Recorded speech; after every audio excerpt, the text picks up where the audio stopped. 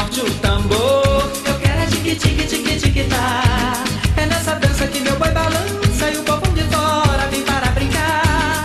É nessa dança que meu boi balança e o povão de fora vem para brincar. Lapkričio 17 dieną Kaune LSU lengvosios atletikos manieže vyko Lietuvos studentų olimpinis festivalis Sportas visiems, kuris šiemet studentus pasitiko su gausa olimpinių rungčių bei estafečių.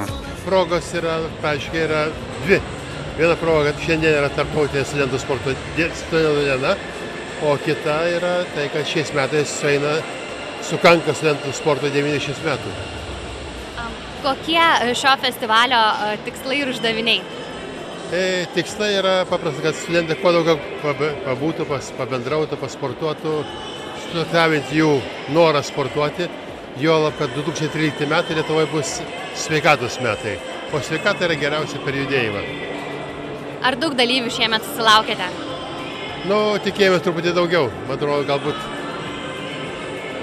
nemažai, bet dar yra kur plėstis.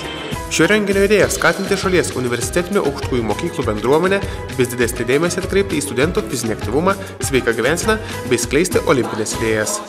Pagrindinis festivalio principas – bendravimo džiaugsmas. Studentai galėjo išmėginti jėgas rankos lenkime, svarsčių kilnojime, pasagos metime, smeginyje, šokinėjime ir linksmoje estafetėje bei kitose rungtyse. Įspūdžiai labai geri, labai patiko, nuostabu. Tiesiog buvo sunku nepritrūkti oro ir įpūsti reikiamų laikų balioną ir jį susprogdinti.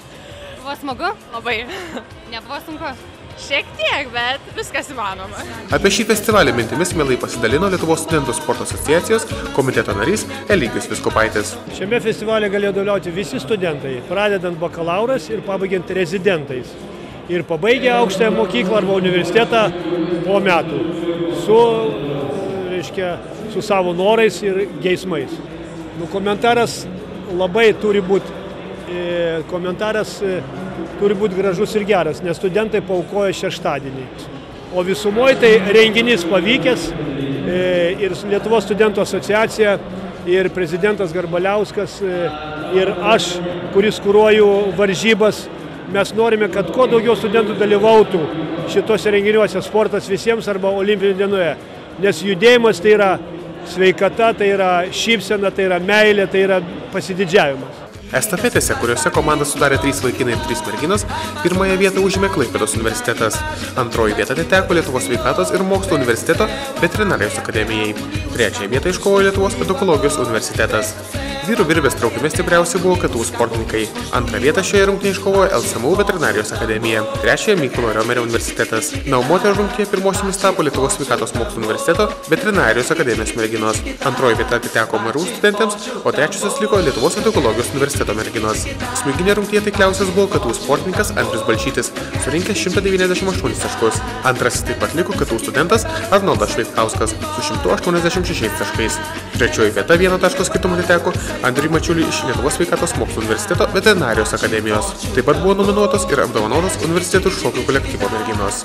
Puikios, kaip visada, kaip ir visiems. Truputį pavargę po viso renginio, iš tikrųjų ištekina, bet šiaip labai gerai jaučiamės, už visas džiaugiamės. Labai puikus renginys, viskas buvo, tiesiog viskas puikiai. Mes labai laimingas, patenkintas, viskas buvo labai gerai. O ar tikėjotės šio apdovanojimo iš anksto? Tikriausiai nelabai. Netiesą pasakius, tikėjomės. O ką jūsų universitetui reiškia ši nominacija, šis apdovanojimas?